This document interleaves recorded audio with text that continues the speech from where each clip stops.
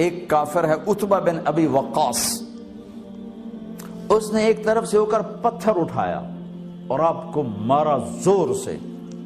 صحابہ کی نظریں تھی تلواروں پر، نیزوں پر، تیروں پر، وہ پتھر نظروں سے نکل گیا، لہذا وہ ان کے اندر کو چیرتا ہوا جا کر میرے نبی کے منہ پر یہاں لگا، اور آپ سیدھا پیچھے ایسے گئے، پیچھے یوں، پیچھے ایک کھڈا تھا، وہ یہاں گردن میں لگا کنارہ، تو آپ بے ہوش ہو گئے، دانت بھی ٹوٹ گئے،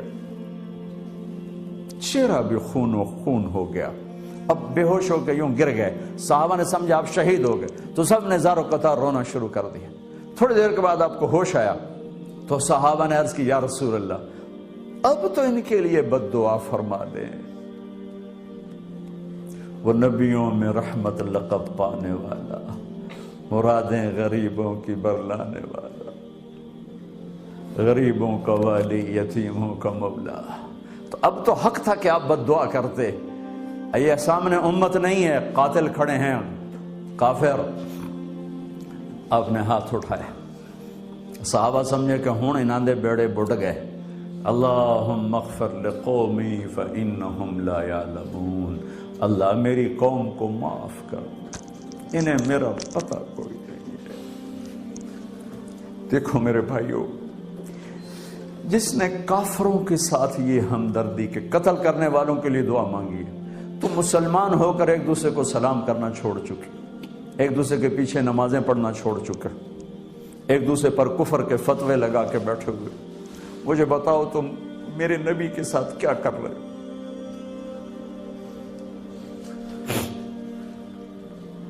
وہ تمہیں فرقوں میں بانٹ کر گئے تھے یا امت بنا کر گئے تھے؟ کیوں اس نادان کھیل میں اپنی زندگی برباد کرتے ہو؟ کیوں انہیں مسلمان بن کے رہتے ہو؟ اس امت میں اختلاف شروع سے ہے، ہمیشہ رہے گا، یہاں تک نہ جاؤ کہ ایک دوسرے پر کفر کے فتوے۔ جنت میں کون جائے گا؟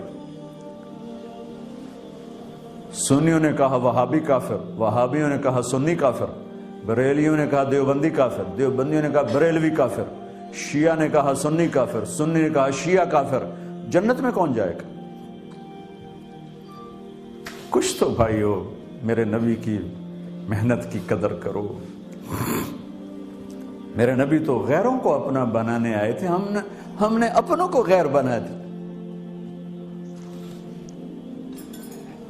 جو نفرت کی آگ وہاں بھڑک رہی ہے، یہاں مت بھڑکاؤ۔ جاؤ میرے دیس میں دیکھو کتنے سر کٹ چکے، کتنے سہاگ اجڑ گئے، کتنی مائیں بے آسرا ہو گئیں، کتنی جوان بیٹیوں کی مانگ ویران ہو گئی۔ کیا اسی کا نام اسلام ہے؟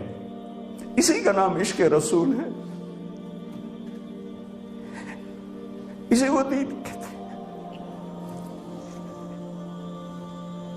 ایک دوسرے کی مسجدوں میں نہیں جاتے ہو، ایک دوسرے کے پیچھے نمازیں نہیں پڑھتے ہو،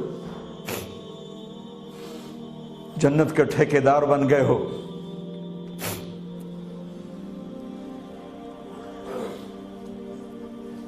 میرے نبی تو عبداللہ بن ابی کا جنازہ پڑھانے کھڑے ہو گئے تھے، جس کا کفر ابو جہل سے بھی بڑا ہے۔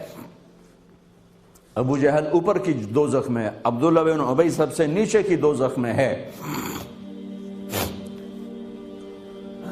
ان کے بیٹے آئے، یا رسول اللہ میرا باپ مر گیا ہے، اپنا کرتا دے دیں گے، میں اس کو کفن دے دوں۔ آپ نے کہا لے لو، کرتا اتار کے دے دیا۔ آپ کہتے بدبخت منافق دفع ہو جا، دے دیا۔ کہ یا رسول اللہ آپ جنازہ پڑھائیں گے؟ کہاں پڑھاؤں گا؟ باقی منافقوں کا تو کسی کو پتہ نہیں تھا سوائے اللہ کے نبی کے، لیکن عبداللہ بن ابی کا منافق ہونا تو سب کو معلوم تھا۔ آپ جنازے کے لیے عمر سامنے آ گئے، یا رسول اللہ یہ کون ہے؟ کہ مجھے پتہ ہے کون ہے، تو آپ اس کا جنازہ کیوں پڑھا رہے؟ کہ شاید اللہ معاف کر دے۔ کہ عمر پیچھے ہٹ جا، مجھے پتہ ہے یہ کون، میرے اللہ نے کہا ہے تو ان کے لیے دعا کر یا نہ کر، میں معاف نہیں کروں گا، میں کرتا ہوں شاید اللہ معاف کر دے۔ پھر فرمایا کہ میرے اللہ نے کہا اگر تو 70 دفعہ بھی ان کے لیے دعا کر تو میں معاف نہیں کروں گا۔ اگر میرا اللہ کہتا اے میرے محبوب اگر آپ 70 دفعہ اس کے لیے دعا کریں گے تو میں معاف کر دوں گا، تو میں اس کم بخت کا 70 دفعہ جنازہ پڑھا دیتا۔ مجھے بتاؤ تم کہاں سے یہ دین لے کر آئے ہو جس میں تم فرقوں میں بٹ گئے ہو، نفرتوں کی آگ تم نے لگا دی ہے، یہ کہاں سے اسلام آیا ہے؟ میں تمہیں اللہ اس کے رسول کا واسطہ دیتا، امت بن کے رہو، مسلم بن کے رہو، کوئی گنجائش نہیں، اپنے اپنے عقیدے پر پکے رہو، دوسرے کے لیے گنجائش رکھو۔ کیوں اس قدر ظلم و ستم ڈھائے ہوئے ہیں؟ میں نیا تبلیغ میں گیا، کالج سے نکلا، ہماری جماعت ایک گاؤں میں گئی، ایک مسجد میں، تو امام صاحب آئے، ہمیں ماں بہن کی گالیاں دی اور ہمارے بستر اٹھا کے باہر مسجد دھوو، کتے اندر واڑائے۔ میں حیران پریشان، میں تو کوئی نہیں جانتا تھا کہ مذہب کیا ہوتا ہے، فرقے کیا ہوتا ہے، میں تو کالج میں گانے والا تھا، ناچنے والا تھا، جنید جمشید کی طرح، مجھے تو دین کا پتہ تبلیغ سے پتہ چلا۔ میں حیران پریشان کہ یہ مولانا صاحب کہہ رہے ہیں کہ یہ گستاخ رسول ہیں، اور مسجد دھو دو باہر کھڑے ہو، یہ مسجد میں کھڑے ہو کر ماں کی گالی دے رہے ہیں، بہن کی گالی دے رہے ہیں، تو پھر معیار دین کیا ہے؟ اتنی نفرت، اس قدر دوریاں۔ اگر ہم کافر تھے تو ہمیں گلے سے لگاتے، ہمارے نبی کی طرح ہمیں کھانے کھلاتے، ہمیں پانی پلاتے، پھر ہمیں بات سمجھاتے، لیکن ماں بہن کی گالیاں، مسجد میں کھڑے ہو کر، امام مسجد۔ ہم پنجاب کے زمیندار ہیں، گالی دینا ہماری سرشت میں ہے، لیکن مسجد میں کانپ جاتے تھے کہ کسی کو الو کا پٹھا بھی کہہ دیں۔ ہمارے بزرگ بڑے بھی بہت گالیاں نکالتے تھے، لیکن مسجد میں کسی کو جرت نہیں ہوتی تھی کہ وہ میرے والد مرحوم خود بہت غصے والے بڑے سردار آدمی تھے، تو تھوڑی تھوڑی بات پہ مار پٹائی گالیاں، لیکن میں نے نہیں اپنے باپ کو مسجد میں سنا غصے میں بھی کسی کو گالی دیتے ہوئے۔ ماں بہن کی گالیاں نکالو، اور ساتھ یہ کہہ رہے ہیں کہ یہ گستاخ رسول ہیں، ہم یہ کافر ہیں، ان کو نکال دو، کتے آ گئے، مسجد دھوو۔ میرے نبی کے دور میں تو کافر آ کے مسجد میں رہتے تھے۔ میرے بھائیوں، جو میں عرض کر رہا ہوں، میں اپنا دکھڑا بیان کر رہا ہوں، اس کی سنگینی کو سمجھو۔ یہ پاؤنڈ ڈالر نہیں بچائیں گے جب ہم آپس میں ٹوٹ جائیں گے۔ اللہ نے مجھے دنیا میں پھرنے کا موقع دیا، بار بار دیا، اسی تبلیغ کے سلسلے میں۔ سب سے زیادہ میں اسپین میں جا کے دکھی ہوا، اور میرا دکھ یہ نہیں تھا کہ ہماری یہاں 800 سال حکومت تھی اور ختم ہو گئی، میرا دکھ یہ تھا، میں اس پہ رویا مسجد قرطبہ میں، کہ جس وجہ سے اسپین تباہ ہوا وہ ساری وجہ میرے دیس پاکستان میں موجود ہے اس وقت، اور ہوش نہیں ہے کسی کو۔ مذہب پر لڑائی، سیاست پر لڑائی، دین پر نفرت، سیاست پر نفرت، قوم پہ نفرت، صوبے پہ نفرت، پیشے پہ نفرت، نفرت نفرت نفرت۔ میرے نبی نے پوچھا اسلام کا سب سے مضبوط عمل کیا ہے؟ صحابہ نے کہا نماز، آپ نے کہا نہیں۔ صحابہ نے کہا جہاد، آپ نے کہا نہیں۔ صحابہ نے کہا روزہ، آپ نے کہا نہیں۔ صحابہ نے کہا حج، آپ نے کہا نہیں۔ کہ یا رسول اللہ پھر آپ بتائیں؟ فرمایا دین کا سب سے مضبوط عمل محبت ہے، محبت ہے، محبت ہے۔ بھائیو، اس تبلیغ کے کام کو تبلیغی جماعت نہ سمجھو، کسی فرقے کے نمائندہ نہ سمجھو، ہم کسی فرقے کے نمائندہ نہیں ہیں، اسلام کی نمائندگی ہے۔ میں نے صرف آج آپ کو کلمہ بیان کیا ہے، یہ اسلام کی نمائندگی، یہ دین کی نمائندگی ہے۔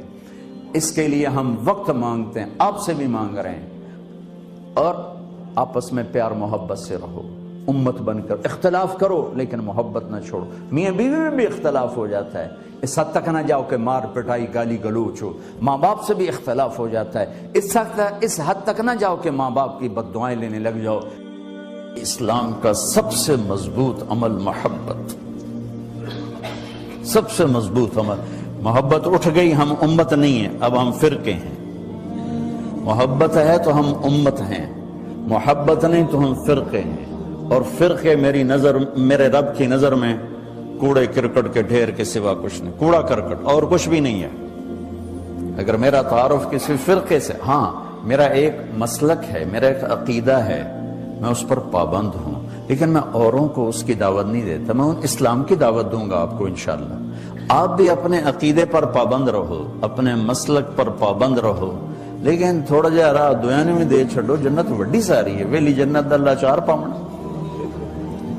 اب بریلوی کہتے ہیں دیوبندی کافر ہیں، دیوبندی کہتے ہیں بریلوی کافر ہیں، شیعہ کہتے ہیں سنی کافر ہیں، سنی کہتے ہیں شیعہ کافر ہیں، غیر مقلد کہتے ہیں مقلد کافر ہے، مقلد کہتے ہیں غیر مقلد کافر ہے۔ ہن دسو جنت جاونا کہیں ویلی جنت چلا کی کرنا میں، چلو اچار پاؤ۔ اتنی بڑی میرے رب کی جنت کیوں اسی تنگ کر چھڑی؟ سر اساں ہی جاونا، اور کسے جانا ہی کوئی نہیں۔ تو میں اپنے نبی کی حدیث سناؤں، ایک دن ایسا آئے گا میرا اللہ فرمائے گا مالک دوزخ کا، جہنم کا جی ایم، جنرل مینیجر، مالک جس نے زندگی میں کبھی ایک دفعہ بھی میرا نام لیا تھا اس کو بھی جہنم سے نکال کے جنت میں ڈال دوں۔ تو ہم مسلمان ہو کے ایک دوسرے کو کافر کافر کافر کافر کافر، گستاخ، کسی کو گستاخ کہنا اتنا آسان؟ اور پھر یہ نفرت یہاں تک پہنچی ہے